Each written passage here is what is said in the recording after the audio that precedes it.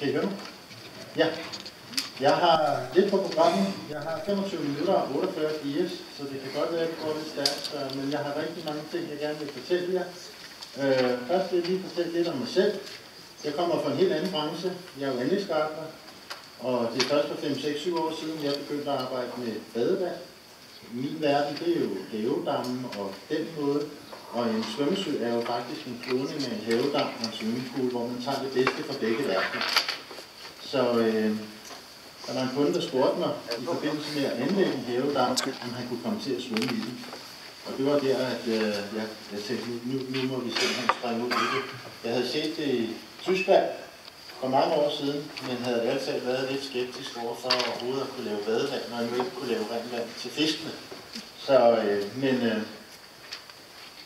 det er lidt om os, og jeg driver en anlægsgartnervirksomhed i Junkerhaven, og vi laver haver til hverdag, og sten, vand og planter er vores speciale. Og det er så blevet til 25 svømmesøer her på de sidste 5-6-7 år i Danmark. Som I kan se, så har jeg altså lidt på programmet, som vi skal nå. Det er 25 minutter. Jeg fortæller jer, hvad en svømmesø er, og lidt om vandrensning og så videre. Og hvad er definitionen på en svømmesø? Det er badefaciliteter med biologisk vandbehandling, og det er menneskeskabte økosystemer, hvor vand renses udelukkende ved hjælp af fysiske og biologiske midler. Og det er klart, det er det biologiske filter, der er tale om, og så er der sådan nogle fysiske midler, som, hvad skal man sige, kan separere skidt og møg, skænding eller noget i den stil.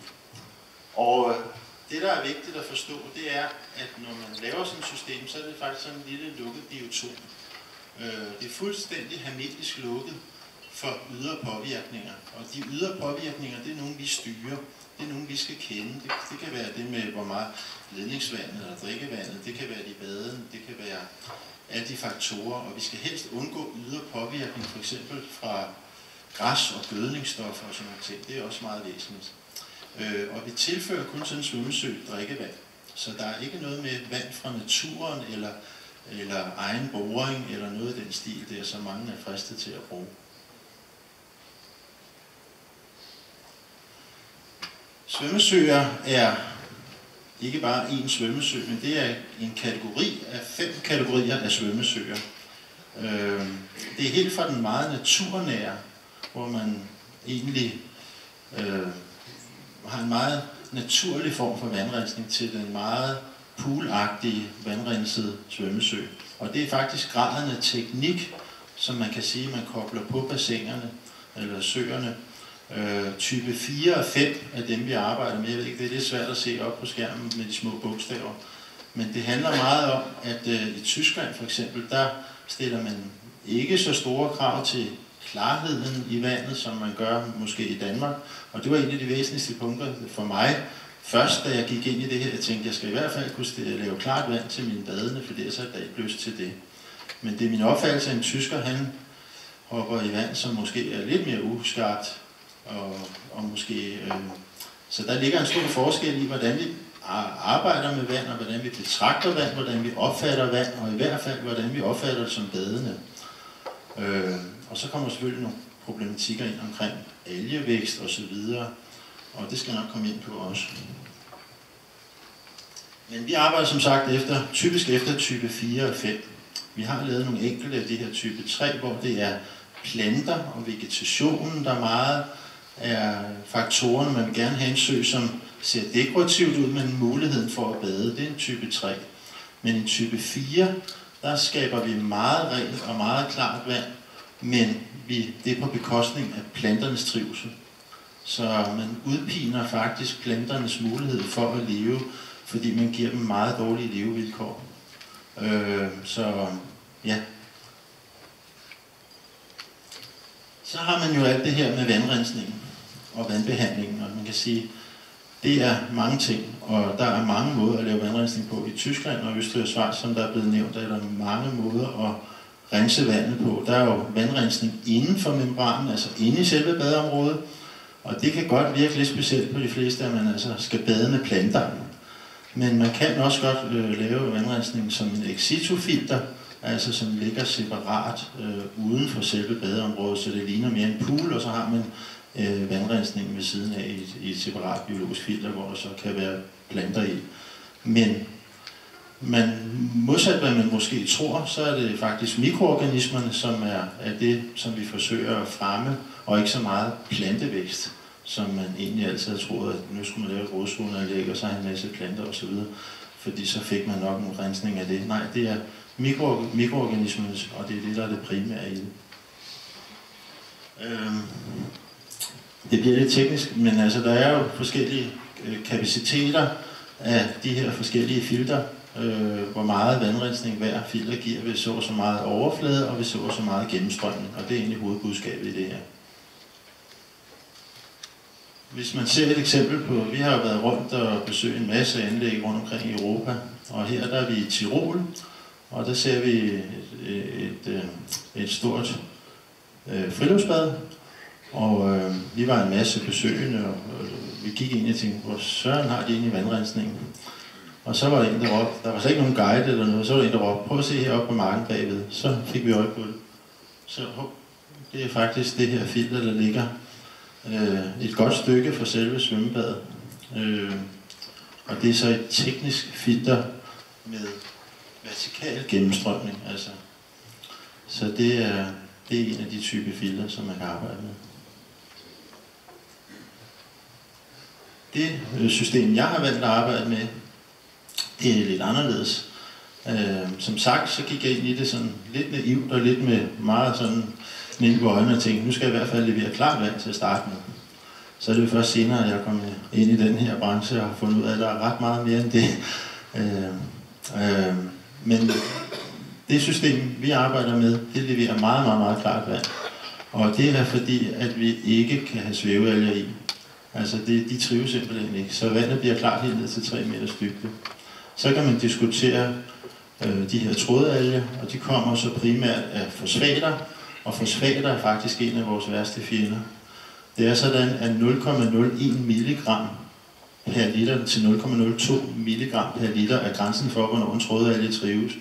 Så der skal ikke rigtig mange gram fosfater i vores badevand, før vi har trådalger. 1 gram er nok til 114 kilo trådalger. Så vi er ret interesserede i at se, hvor meget vand, hvor højt fosfatindholdet er i vores ledningsvand, inden vi fylder det i. Og der er selvfølgelig også normer for, hvor meget der må være i et offentligt bad, og det skal jeg også nok komme ind på. Men som I ser, det her system, som jeg arbejder med, det er en af mine søer, dem her. Der har vi jo den her tekniske vandrensning, som vi snakker om først, og så den biologiske. Og den biologiske ligger i Skimmersøen, som er den der anordning, som sådan set er den primære vandrensning, hvor vi har nogle biologiske filter indbygget. Og så har vi selve badeområdet, og badeområdet det er inddelt i 3 zoner. En dyb zone på 3 meter, altid lodrette kanter, sådan så at skidtet det bundfælder og ikke aflejer sig på siderne. Det kender I hvert fald. I har også altid lodrette kanter i en traditionel bad, men i en havedam har man ikke nødvendigvis. Så har man en zone til ophold, eller hvad skal man sige, en lavmandszone, måske til op- og nedstigning. Og så har man en trædesten her, og så har man en bredzone. Og så kan I se Skimmersøen herovre. Og ved hjælp af en skimmer eller en kilde, som her, så laver vi en bølgeeffekt, og det ved hjælp af gennemstrømningen gennem. Går jeg lige tilbage. Eller frem. 24 timer i døgnet med den her bevægelse gennem skimmeren, så laver vi en bølgeeffekt, som så hele tiden kontinuerligt presser blade og pollen og støv hen til Skimmersøen. Og det er så der, man har den primære vandrensning, fordi man slipper for at have det i den store del i badeområdet. Så springer jeg videre til den internationale organisation for naturnært badevand. Den hedder IOB, og det er en sammenslutning af svømmesøbyggere, som blev stiftet i 2011, så vidt jeg husker, står det rigtigt, 2009 i Meran. Og den har til formål ligesom at lave retningslinjer for svømmesøer og udbrede kendskabet til det i verden. Og så ligesom have en slags fælles vidensbank og fælles sted, hvor vi kan komme og udveksle erfaringer inden for det her. Og det er blevet til ret mange, som I kan se på den dias der, at i Tyskland har man helt op til 10.000 private badeanlæg, og Østrig er det største forholdsmæssigt i forhold til antal indbyggere, 6.500 private. Og det er over de sidste 20 år cirka, at det er blevet så mange. Hvis vi så tager offentlige, er der nogen, der spørger noget? Er det svært at se? Med rødt? Ej, det er noget med komplementærfarverne. Jeg er blevet kritiseret med, men jeg kunne ikke rette i det her skema. Men hvad vil du, hvilket land? Australien, ja. Der står 70 i Australien, 10 i New Zealand, Sydafrika 35 og 1 i Brasilien, og nu Venezuela også på vej. Så der sker en hel masse. Det er rigtig på vej rundt i hele verden, det her. Så, og det er rigtig sjovt at møde kollegaer fra Australien og Sydafrika og Israel, og de har en helt andre måder at tænke på. Og som anlægsgartner er det virkelig sjovt at høre, hvordan de kobler deres natur og ind i haven. Men som I kan se, så er der faktisk allerede 150 friluftsbade i Tyskland, som man kan besøge. Og de har været der de sidste 10-15 år, mange af dem. Østrig, som jeg skal sige, er oprindelseslandet, Schweiz, Tyskland, og den vej er det bevæget sig, og så er det så kommet rundt. Men det er klart, da jeg lavede min første, der lavede jeg den ud fra havedamsteknik med biologisk filter ved siden af, et UV og en skimmer og alle de her ting, som man kender fra køjverdenen. Og det troede jeg var den rigtige svar på det, men jeg kan godt se, at det var det ikke. Det kunne gøres meget bedre, og det var derfor, jeg så gik i clinch med de her udlandske mennesker, som har erfaring. André, min gode tekniker, jeg har i praktik her i 2,5 måneder. Han vil gerne lige starte et slide fra Sverige. Äntligen dags för invigning. Jag vet att det är många som är väldigt sugna på att hoppa i poolerna, och det är jag också. Speciellt nu när solen också kommer fram så lämpligt när vi ska göra den här invigningen. Precis som jag sa från scenen alldeles nyss, så när jag gick ifrån entrén här nu för 10 minuter sedan ungefär, så hade det redan passerat in 2000 personer hit till den här invigningen. Vilket är alldeles fantastiskt. Tack så mycket för att ni har kommit hit. Det känns oerhört bra att se så många här.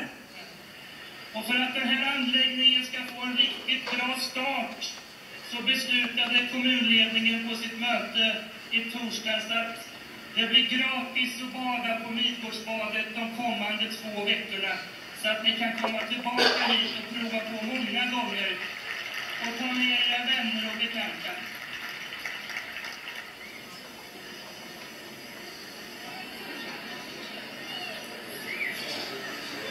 You see, this water is a clear water, is a natural drinking water.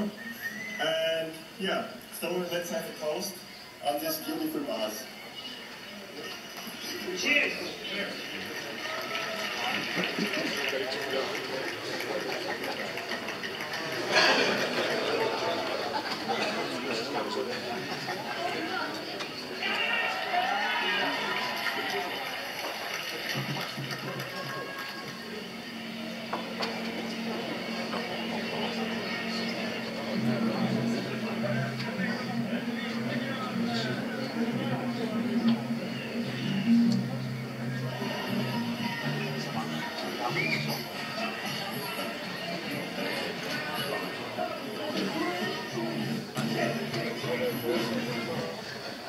Ja, det var med en vis undren, I så, han drak af vandet der. Det havde jeg nok regnet med.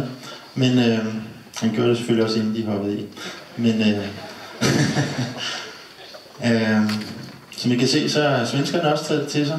Og der er en heldig tysker, der fik lov at lave for 50 millioner der for et år siden. Og jeg ved, at de har haft lidt problemer, fordi de havde lavet et separat børnebassin, som, hvor de havde vandet igennem, og det gik altså ikke, uden at de har separeret det fuldstændig fra det biologiske. Så der er selvfølgelig også erfaringer i Sverige. Men interessant at se, at svenskerne de er så langt allerede. Det er ved Sigtuna, hvis I kommer forbi ved Stockholm.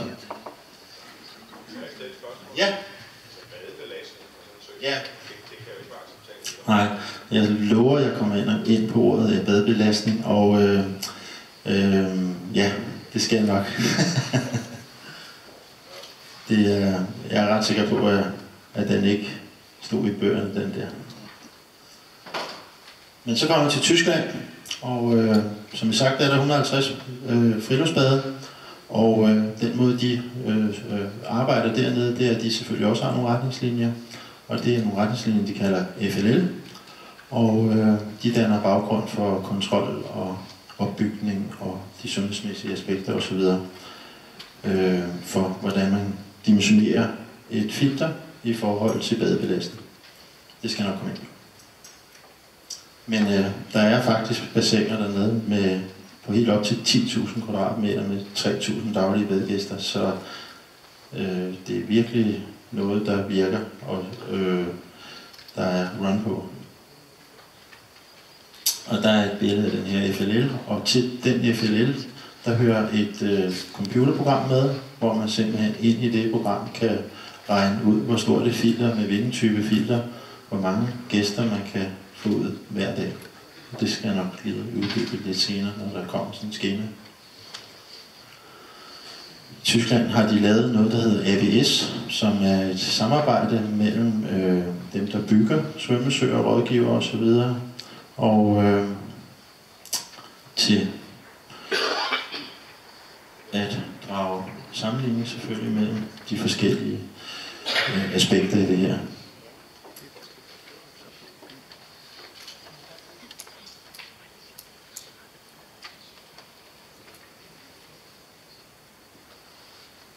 Der er meget stort det i Bremen, 4.000 kvadratmeter vandspejl. Så.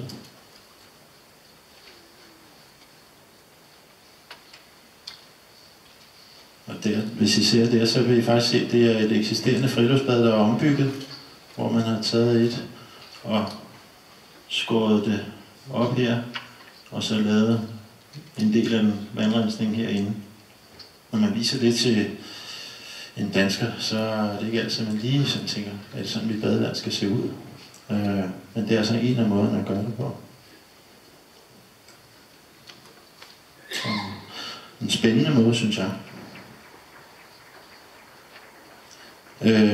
På det seneste er der kommet en databank med 30 frivillige bade, kan man sige, eller friluftsbade, som er gået sammen om at lave et sted, hvor man indsamler data. Det kan være zoologiske data, det kan være biologiske data, det kan være sundhedsmæssige data, klimamæssige data osv., badebelastning, alle de her ting, de bliver lagt ind i nogle skemaer og formler, sådan så man ligesom kan sige, at man har noget dokumentation for, hvad kan det, og hvad kan det ikke. Så det mener jeg helt klart vil være interessant for os i Danmark, måske at koble os på sådan noget, hvis vi skulle lave nogle større anlæg.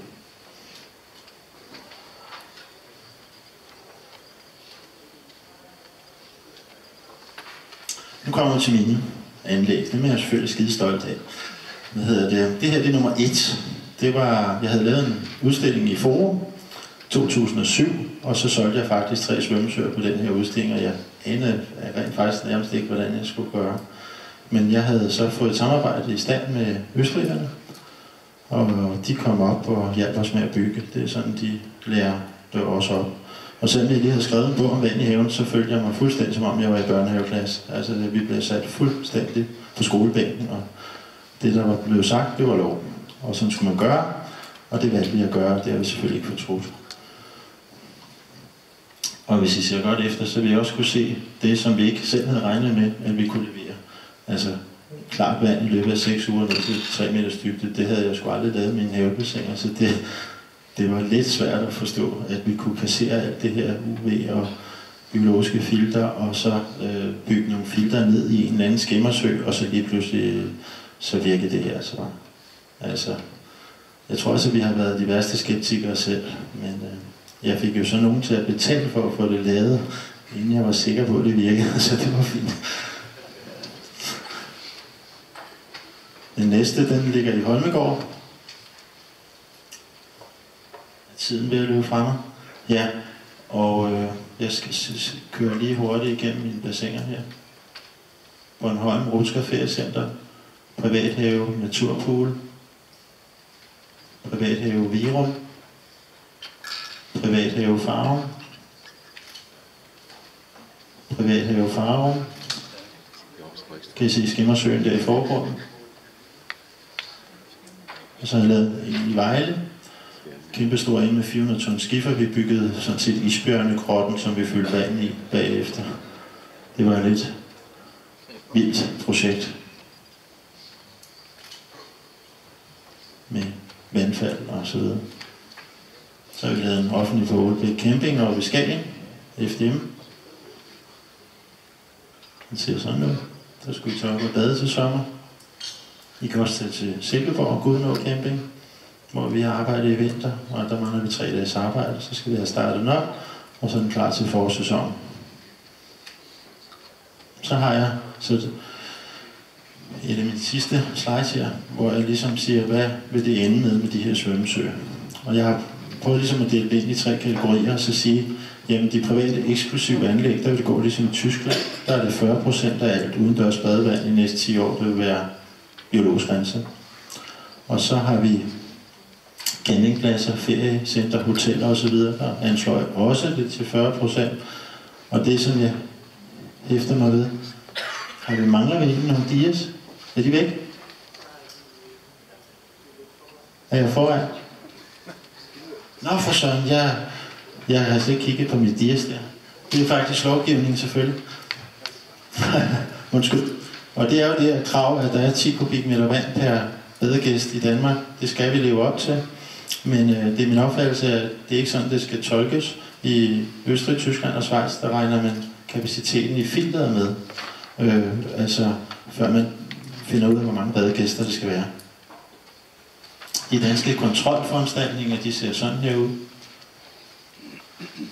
Det er jo noget med temperatur, 23 grader max. Det er noget med ilt og så videre. Men det er jeg nødt til at skøjte henover. Så har jeg Rose Vedby Friluftsbad, som er et af de bade, som Inger Bergmann nævnte, der er på vej. Der er bevilget 7 millioner kroner til det bad, og det skal bygges om meget gerne i år. Det ser sådan her ud, helt almindeligt som I kender det. Det skal se sådan ud i fremtiden. En skimmersø, kan man kalde det, et stort vandrensningsanlæg separat fra badearealet. Og for at beregne badebelastningen, så har vi gjort det via FLL, og der har vi simpelthen puttet alle parametrene ind: overflade, gennemstrømning, filterstørrelse, filterkapaciteten bliver så regnet ud igennem det her tyske program. Og det er noget med fosfatbindingen også. Og vi kommer så ud med et resultat på det her bassin til at sige, at der kan være 403 badende per dag i de tyske regler.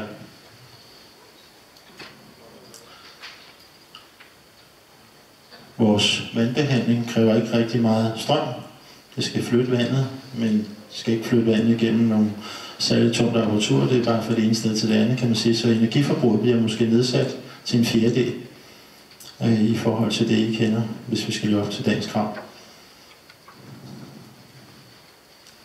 Og så har vi det med badebelastningen.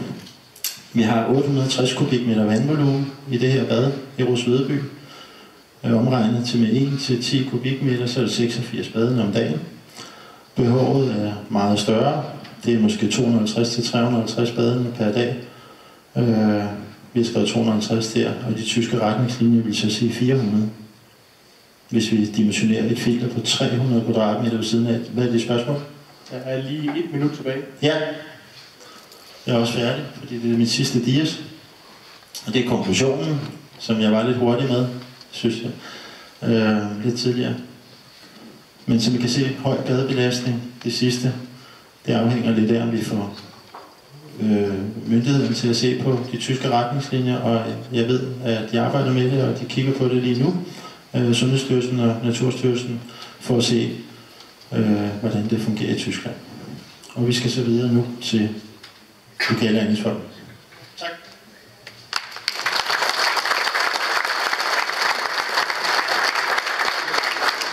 Tak til Lars Jokgaard.